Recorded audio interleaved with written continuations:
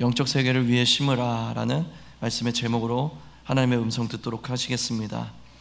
고린도전서 9장 11절부터 14절까지의 말씀입니다. 고린도전서 9장 11절부터 14절까지의 말씀입니다. 고린도전서 9장 11절부터 14절까지 하나님 말씀 찾으셔서 한 목소리로 다 함께 읽도록 하시겠습니다. 다 찾으신 줄 알고 함께 읽습니다. 시작. 우리가 너희에게 신령한 것을 뿌렸은즉 너희의 육적인 것을 거두기로 과다하겠느냐? 다른 이들도 너희에게 이런 권리를 가졌거든 하물며 우리일까 보냐? 그러나 우리가 이 권리를 쓰지 아니하고 범사에 참는 것은 그리스도의 복음에 아무 장애가 없게 하려 함이로다. 성전의 일을 하는 이들은 성전에서 나는 것을 먹으며 제단에서 섬기는 이들은 제단과 함께 나누는 것을 너희가 알지 못하느냐? 이와 같이 주께서도 복음 전하는 자들이 복음으로 말미암아 살리라 명하셨느니라. 아멘. 할렐루야. 하나님의 크신 은혜와 사랑과 축복이 오늘 이 말씀 가운데 서시는 여러분 가운데 임하시길 바랍니다. 각 사람을 향한 레마의 음성이 오늘 이 시간도 공급되기를 축복드립니다. 우리가 영적 원리에 대해서 우리가 함께 계속해서 배워가고 있는 중에 있습니다. 오늘은 영의 세계를 위해서, 영을 위해서 심으라는 그런 영적 원리를 우리가 함께 배우길 원합니다. 태초로부터 이 세상이 끝날 때까지 주님께서 일관적으로 가지고 계신 그런 영적 원리 중 하나가 심은 대로 거둔다는 것입니다. 그래서 갈라디아서 6장 7절의 말씀에 의하면 사람이 무엇을 심든지 그대로 거두리라 이렇게 말씀하고 계시고요. 로마서 8장 13절을 보면은 육을 위해서 심으면 그 죽음을 거둘 것이고 그리고 영을 위해서 심으면 살 것이다 라고 말합니다. 우리가 어떤 거를 심는데 중요한 게 뭐냐면 심는 두 가지 영역이 있단 말이에요. 그러니까 두 가지 초이스가 있는 거예요. 선택지가 있는 거예요. 여러분들이 육을 위하여 심을 수 있고 영을 위하여 심을 수 있다는 거예요. 심는 거는 모든 게 다 될 수 있습니다. 여러분들의 영적인 자원, 혼적인 자원, 육적인 자원, 이 모든 자원들을 다 심을 수가 있어요. 근데 어디에 심느냐의 문제라는 거죠. 육을 위하여 심을 수 있고요, 영을 위하여 심을 수 있다는 거예요. 여러분들의 영혼, 육의 모든 자원을. 그래서 여러분, 영적인 자원은 무엇입니까? 대표적으로 기도를 들 수 있죠. 기도는 영적인 자원 중에 대표입니다. 그래서 기도라는 이 영적 자원을 여러분들은 육을 위하여 심으실 수도 있고 영을 위하여 심으실 수도 있어요. 그러니까 기도를 육을 위하여 심는다는 건 뭐예요? 여러분 삶의 어떤 목적을 주님께 비는 거, 육을 위하여 심을 수 있다니까요. 또는 이 기도라는 자원을 여러분들의 영을 위하여 심을 수 있어요. 그래서 뭐 부흥을 위하여서 간구한다든지 뭐 가족의 구원을 위하여서 간구한다든지 하는 이런 어떤 영을 위하여 심는 것을 택할 수가 있다는 거죠. 여러분들이 영적인 자원을 가지고 있지만 이것을 어디에 심을 것인가 우리가 선택할 수 있다는 거예요. 혼적인 자원은 무엇입니까? 여러분의 마음이고 여러분의 생각이고 여러분의 감정이에요. 그래서 여러분들이 가진 이 혼적인 자원을 육을 위하여 심는다면 어떻게 될까요? 여러분들은 육적인 일들을 묵상하고 생각하느라 이 혼적인 생각과 마음과 감정을 소비하게 될 겁니다. 여러분들이 가진 이 혼적인 자원을 영을 위하여 심는다는 건 어떻게 될까요? 하나님을 묵상하고 말씀을 묵상하고 성령님에 대해서 묵상하고 주님의 뜻에 대해서 궁금해하면서 여러분들의 생각과 마음과 감정을 소비한다는 거예요. 여러분들은 육적인 자원도 가지고 있습니다. 육적인 자원은 무엇입니까? 여러분들이 가진 재정을 비롯한 여러분들의 소유들이에요. 이 소유들을 여러분들은 육을 위하여 심을 수도 있고 영을 위하여 심을 수도 있는 것입니다. 그래서 사람이 무엇을 심든지 그대로 거두리라라는 거예요. 이게 심고 거둠의 원리예요. 여러분들이 영혼, 육의 모든 자원들을 심을 수 있는데 어디에 심느냐에 따라서 결과가 달라질 것입니다. 여러분들이 육을 위하여 심는 자들이 된다면 육신의 것들을 거두겠죠. 그런데 그것은 이 땅에 유한한 열매들을 가져올 것이고 결국은 사망의 결과를 맺을 거예요. 즉 모든 것이 무로 돌아갈 것입니다. 저와 여러분들 중에 누구도 이 세상의 것을 가지고 하늘나라에 갈 수는 없거든요. 여러분들이 영을 위하여 심는다면 여러분들이 심은 그것을 거두게 될 것입니다. 생명을 거둘 것이라고 얘기를 하는 거예요. 그런데 이 생명은 놀랍게도 영적이고 육적인 모든 것을 포함하는 거예요. 그래서 여러분들이 심은 대로 거두는 이 원리를 활용하면서 사는 게 영적인 사람이 되는 길인데, 이것을 활용하기 위해서 이 영적 원리에 대해서, 심고 거두는 원리에 대해서 우리가 좀 더 잘 알 필요가 있어요. 그래서 오늘 이 영을 위하여 심는 그런 원리에 대해서 좀 자세히 다루려고 합니다. 영을 위하여 심는 이 원리의 첫 번째 특징은 무엇이냐면 심은 게 곧바로 결과로 나타나진 않는다는 거예요. 심었을 때 열매를 바로 맺진 않습니다. 그게 첫 번째 원리예요. 첫 번째 특징입니다. 심으면 이게 바로 이렇게 열매로 나타나진 않아요. 그래서 시간이 걸린다는 얘기죠. 그래서 이런 시간의 딜레이, 시간의 갭 때문에 필요한 게 있습니다. 이 심고 거두는 원리를 우리가 순종하고 실행하기 위해서 필요한 것이 있으니 그것이 인내라는 거죠. 그래서 우리 하나님은 누르면 나오는 그런 자판기가 아니에요. 그래서 인내가 없이는 영적인 것을 얻기가 힘듭니다. 그래서 야고보 사도도 믿음으로 구하고 의심하지 말라고 합니다. 의심하는 자는 바람에 밀려 요동하는 바다 물결 같으니 이러한 사람은 죽게 받을 수 없다고 그렇게 이야기를 하는 거예요.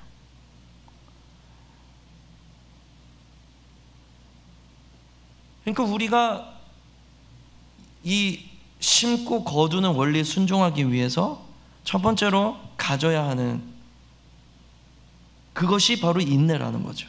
인내가 없이는 열매도 없고, 그리고 이 인내의 그러한 특징 때문에 인내는 곧 믿음과 비견되는 것입니다.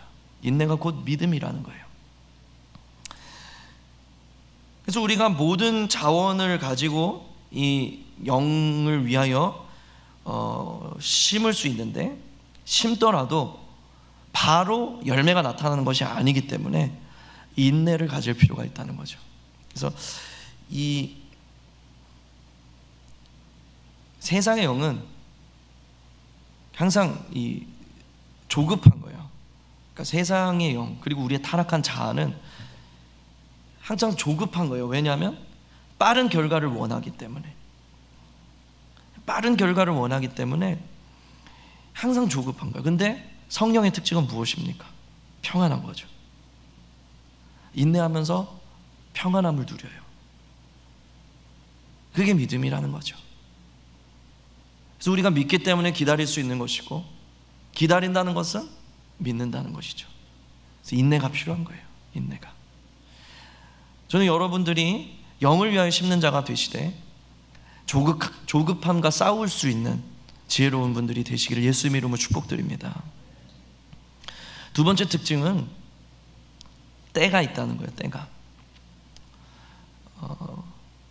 이 영적인 것이라도 종류에 따라서 기간이 다를 수 있습니다. 그래서 이 농사를 비유로 들어도 사과나무가 자라는데 들어가는 시간과, 그리고 망고가 자라는데 이 필요한 시간과, 이런 이제 종류에 따라서 다 시간이 다르단 말이에요. 영적인 것도 마찬가지예요. 하나님 우리에게 허락하신 어떤 영적인 것들의 종류에 따라서 이게 기간이 차이가 날 수 있습니다. 예를 들면 이런 거죠. 이 전 국가적인 부흥을 출산해내는데 필요한 시간, 그리고 우리가 한 지역의 부흥을 출산하는데 필요한 시간, 그리고 한 교회의 부흥을 출산하는 시간, 한 가정과 한 개인의 부흥을 출산하는데 필요한 시간이 다 다를 수밖에 없죠. 그리고 이 시간이 차이가 난다는 것과 함께 또한 때가 있다는 걸 알아야 돼요. 그러니까 시즌이 있다는 말이에요. 열매를 맺기까지 봄, 여름, 가을, 겨울에 이 시즌을 통과할 수밖에 없다는 거예요. 이 시즌을 알아야 우리가 바른 순종을 할 수가 있어요. 예를 들어서 농부가 이 시즌을 모르면 농사를 지을 수가 없겠죠. 가을에 씨를 뿌리는 농부는 아마 아무런 열매도 거둘 수가 없을 것입니다. 그러니까 시즌을 알아야 씨 뿌릴 때 씨 뿌리고 거둘 때 거두는 그런 그 때에 맞는 순종을 해야 농부도 어떤 수확을 거둘 수 있는 것처럼 영적인 것도 시즌을 알고 있어야 이 시즌에 맞는 그때그때에 맞는 순종을 드릴 수가 있는 거예요. 그래서 이 때가 있다는 것을 알고 이 때를 분별하는 것이 이 심고 거두는 원리의 굉장히 중요한 하나의 특징이라고 할 수 있습니다. 첫 번째는 이 봄의 시즌이 있어요. 우리가 봄의 시즌은 씨를 뿌리는 시즌이에요. 그래서 이 시즌이 우리에게 찾아오면요, 하나님께서 어떤 일을 보게 하시고, 그리고 어떤 일에 대해서 기도를 하게 하시고, 그리고 어떤 일들에 대해서 열어주세요. 그때 순종을 해서 시작을 해야 되는 거예요. 그게 이제 뿌리는 이 봄의 시즌에 일어나야 하는 일인 겁니다. 그러니까 이 봄의 시즌에는 순종이 무엇이 되어야 하냐면, 그냥 계획이 좀 부족하고 지금 하나도 이렇게 증거가 없어도 하나님께서 뭔가 이렇게 기도하게 하시고 보게 하시고 자꾸만 부담감을 주시고 할 때에 그것을 일단은 그냥 시작을 해야 돼요. 그게 이제 이 봄의 시즌에 맞는 순종인 거예요. 그때는 그냥 해버려야 돼.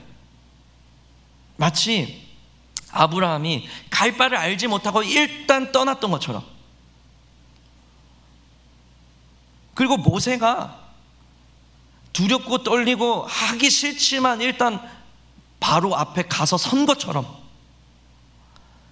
하나님께서 지금 봄의 시즌을 허락하실 때 계속해서 보게 하시고 계속해서 마음을 주시고 계속해서 그것을 위하여 기도하게 하실 때, 그때 그것을 해버려야 된다는 거예요. 시작해야 된다는 거예요.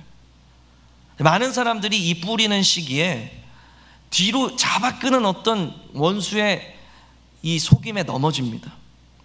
이 시작해야 되는 시즌에 하나님께서 자꾸 보게 하시고 열어주시고 하실 때 뒤로 잡아끄는 마귀의 역사도 있어요.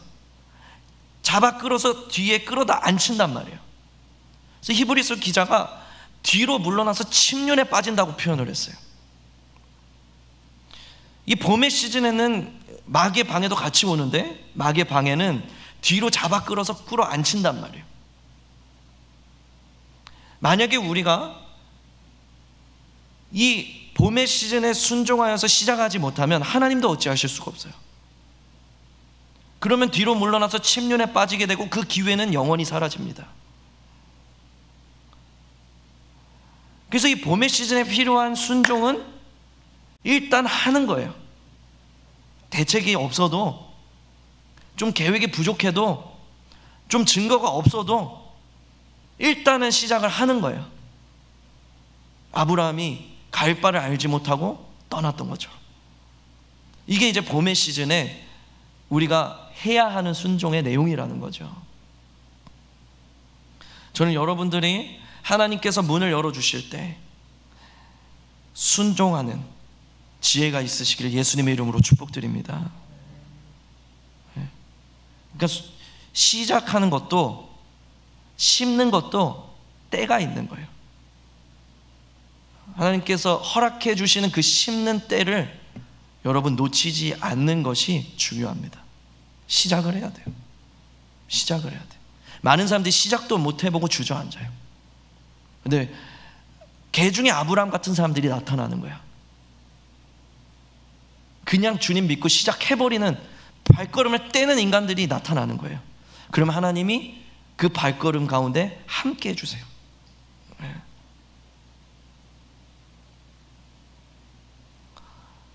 두 번째로 이 여름의 시즌이 있죠.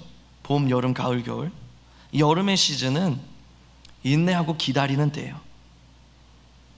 그래서 이 여름의 시즌에는 뭔가 이 열매가 보이지 않는데 계속해서 내 조급함과 싸우면서 인내하고 기다리는 거예요.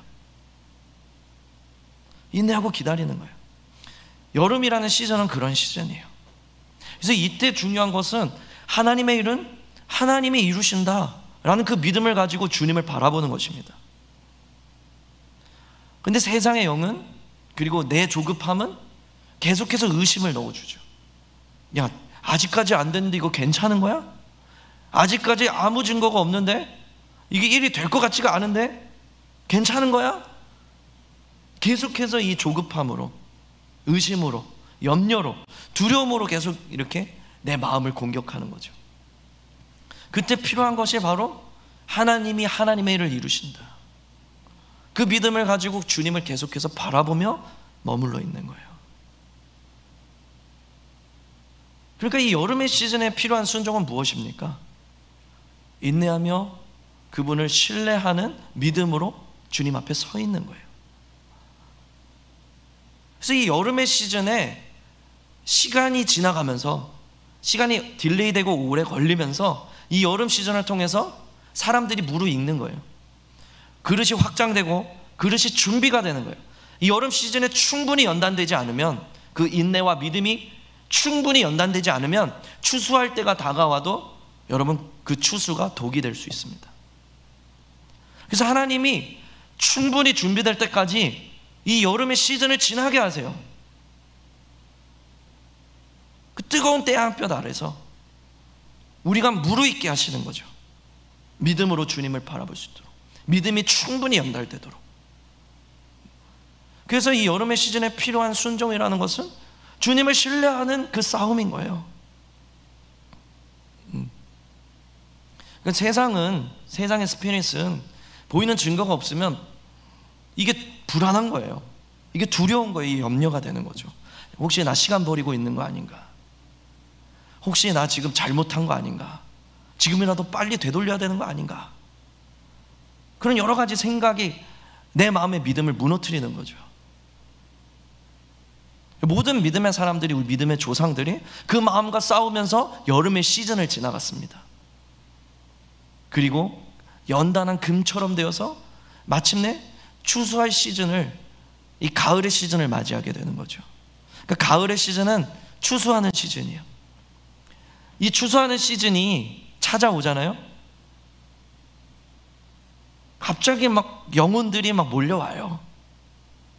갑자기 막 사역의 문들이 막 활짝활짝 열립니다. 사역의 막 이 지경이 계속해서 넓어져요. 추수하는 때에는 그런 일들이 벌어집니다. 그냥 막 쏟아져 오는 거예요. 막 쏟아져 와. 그러니까 교회로 따지면 막 사람들이 몰려와요. 막 사업장으로 따지면 막 주문이 몰려와.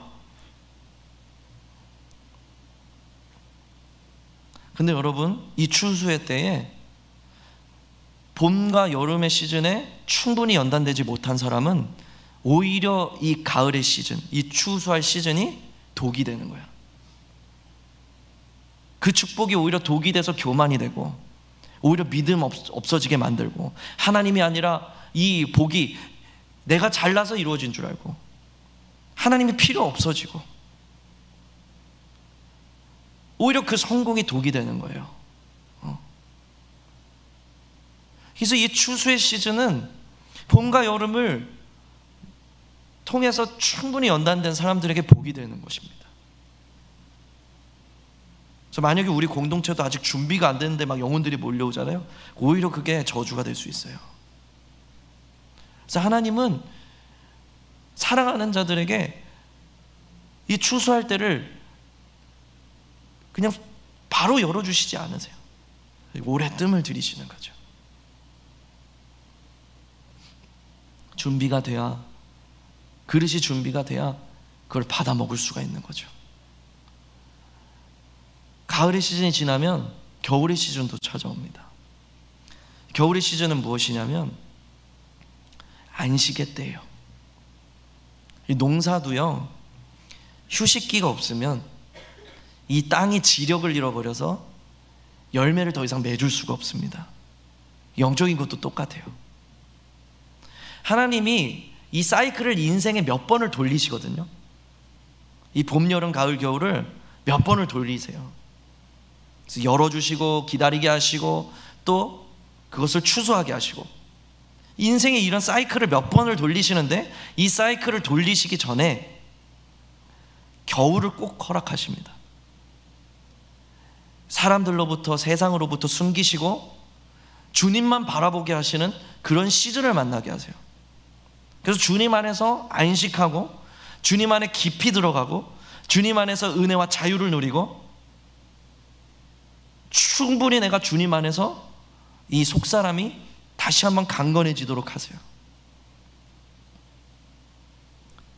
그래서 이 시즌을 하나님께서 꼭 허락하시면서 이 겨울의 시즌을 통해서 우리가 다시 한번 이 봄과 여름과 가을을 달려갈 수 있는 사람이 되게 하시는 거죠.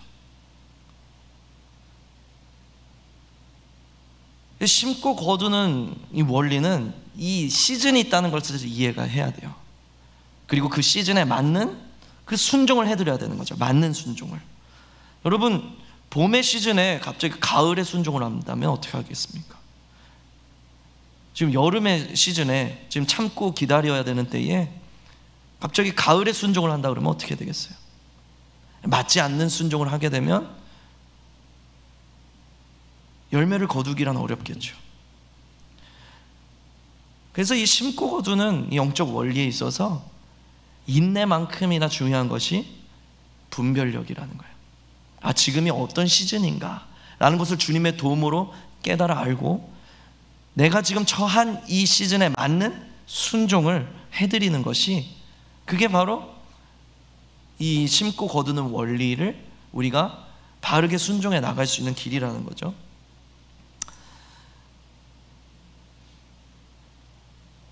우리가 세 번째로 이 심고 거두는 원리에 대해서 중요한 것은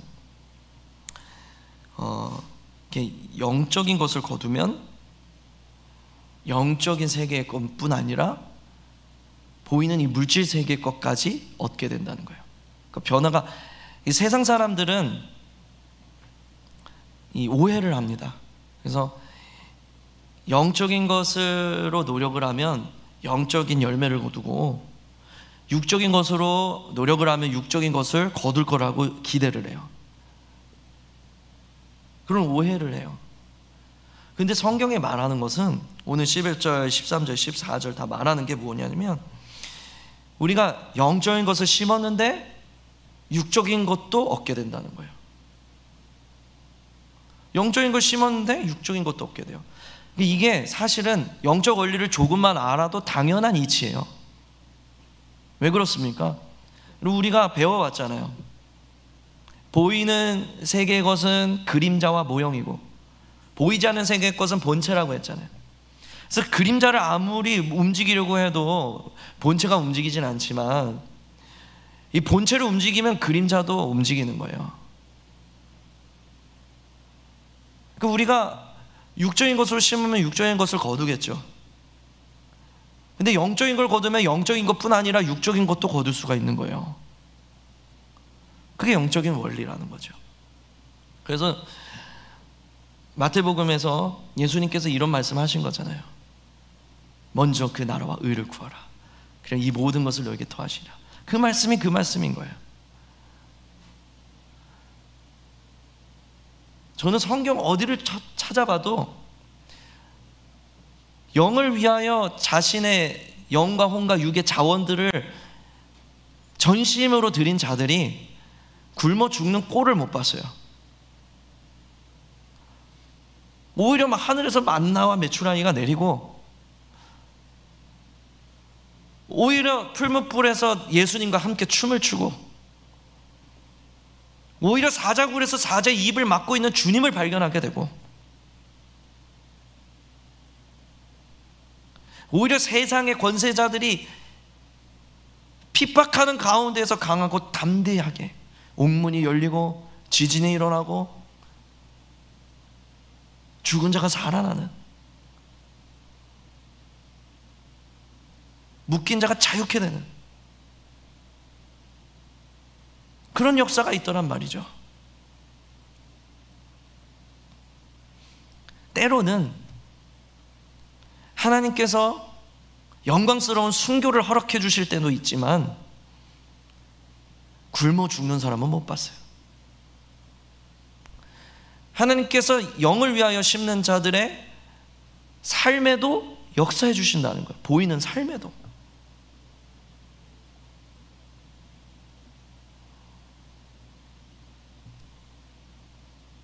얼마나 많은 믿음의 선조들이 믿음 하나로 먹고 살았습니까? 가히 세상 사람들이 이해할 수 없는 하나님의 방식으로 영을 위하여 심는 자들의 삶 속에 적극적으로 역사해 주신 분이 바로 우리 주님의 역사였습니다.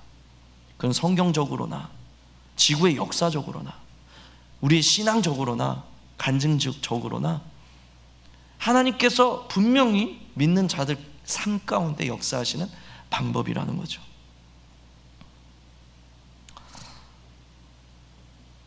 그래서 우리가 이 심고 거두는 원리를 순종하면서 염두에 둬야 되는 것은, 하나님께서 우리가 영을 위하여 심을 때 단지 영적인 축복이 아니라 우리의 삶에도 하늘과 땅의 복을 부어주신다는 것을 여러분들이 알고 계셔야 하는 거예요. 마지막으로 권리와 포기를 알아야 됩니다. 우리가 이 심고 거두는 원리의 때에 맞게 분별력을 가지고 순종을 해서 우리가 추수할 때를 만날 수 있어요. 추수할 때 많은 열매를 거두게 될 겁니다. 이 추수할 때 많은 열매들을 거두게 되는데 그때 두 가지 초이스가 생기는 거예요. 오늘 본문 12절 그리고 오늘 읽지는 않았지만 18절을 보면은 바울이 그런 두 가지 원리에 대해서 얘기해요. 첫 번째는 권리가 있다는 거예요. 내가 심고 그리고 오래 인내하면서 기도하고 계속해서 내 영과 혼과 육의 모든 자원을 쏟아붓고 그리고 추수하느라 열심히 애를 써서 많은 열매를 거두게 됐을 때 마땅히 이것을 내가 취할 수 있는 권리가 있다는 거예요. 그 권리는 누구도 욕할 수가 없습니다. 그래서 우리가 추수를 해서 많은 열매를 얻게 됐을 때 첫 번째 초이스는 그 열매를 내가 이 땅에서 취하는 거예요. 그게 첫 번째 초이스입니다. 근데 사도 바울은 두 번째 초이스도 이야기를 하고 있어요. 사도 바울은 두 번째 선택을 했어요. 그 선택이 무엇이냐면 그 권리를 포기하고 남을 준 거예요. 그 열매를 남 줘버립니다. 남을 주더라는 거예요.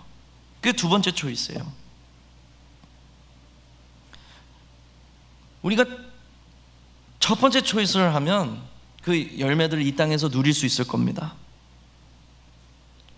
근데 두 번째 초이스를 하면 여러분들이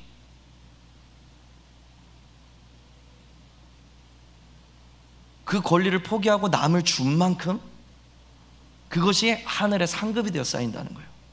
그래서 18절에 보면 사도 바울이 무엇이라고 표현하냐면, 남 준 그것이, 내가 내 권리를 포기하고 남을 줘버린 그것이 내게 상급이라 그래요. 내게 상이 되었다 그럽니다.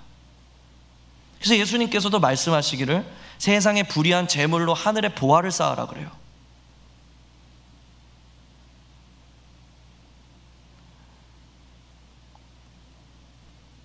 여러분들이 열매를 취했을 때 여러분들이 이 두 가지 초이스를 다 할 수 있다는 거예요.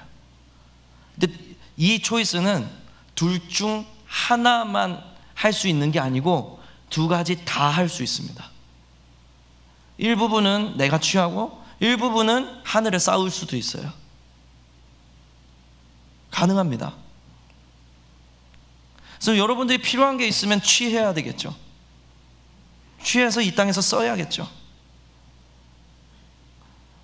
근데 저는 여러분들에게 축복하기를, 여러분들이 필요한 것들만 쓰시고 많은 것을 남을 줄 수 있게 되시기를 축복드립니다. 그게 하늘의 상을 쌓는 거예요. 그게 이 땅의 것으로 영원한 세계에 쌓는 비결인 거예요.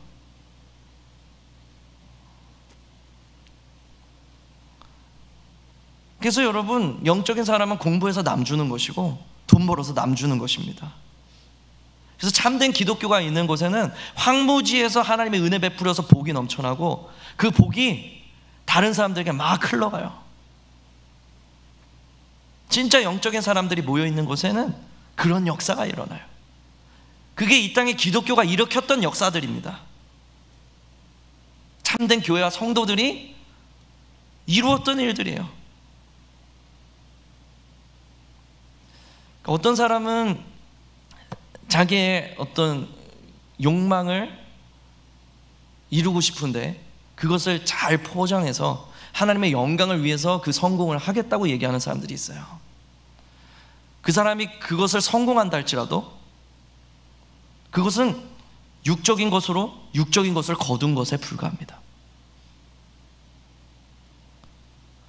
그런데 진짜 영을 위하여 심는 그 순전한 마음으로 자기의 영과 혼과 육에 모든 자원을 쏟아서 영을 위하여 심는 자들이 그 열매를 거뒀을 때 하나님께서 그것을 인정하시고 그것을 의롭게 바라보시고 그것을 의미 있게 바라보시면서 우리가 얼마나 하늘의 상급을 쌓는지 보신단 말이에요.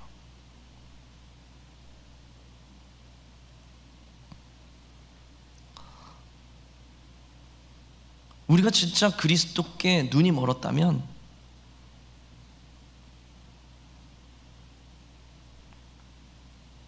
우리가 거둔 열매들을 남주는 게 이상하지 않을 겁니다. 이상하지 않을 거예요. 그 되게 영적인 거예요, 이게. 그래서 여러분, 성령이 임했을 때, 오순절 다락방에 성령이 임했을 때 놀라운 기적과 기사와 능력이 나타났지만 그 중에 한 가지는 무엇이었습니까? 그 중에 한 가지, 자기의 소유를 팔아서 다른 사람들에게 나눠줬다는 거예요. 유무상통.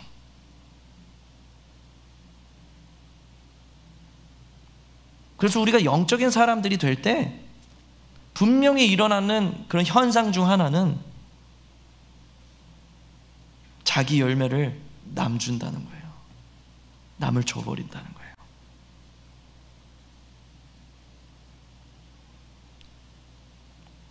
이게 되게 영적인 것입니다. 사랑하는 여러분, 여러분들에게는 여러분들이 가진 영적이고 혼적이고 육적인 모든 자원을 육을 위하여 심든지 영을 위하여 심을 수 있는 결정권이 있습니다. 먼저는 영을 위하여 심을 수 있는 자들이 되시기를 예수님의 이름으로 축복드립니다. 그리고 영을 위하여 심을 때 여러분들이 추수의 때까지 마침내 다다랐을 때 그때 여러분들이 충분히 연단되고 충분히 영의 사람이 되어서 주저없이 여러분들의 열매를 남줄 수 있게 되시기를 축복드립니다. 여러분들이 여러분들을 위하여 살고 싶다면 아직도 갈 길이 먼 거예요. 여름의 시즌에 여러분 오래도록 연단되어야 할 것입니다. 이게 영적인 그런 사이클이에요. 저는 우리 청년부, 청장년부 모든 지체들이 이 심고 거두는 원리를 통해서 하늘과 땅에 풍성한 복을 받게 되시기를.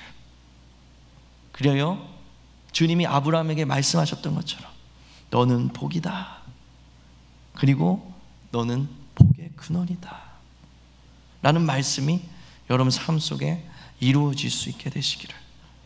여러분들이 있는 곳마다 생명이 살아나고 여러분들이 있는 곳마다 하나님의 부요가 흐르게 되는 놀라운 축복자들이 되시기를 예수님의 이름으로 축복드립니다.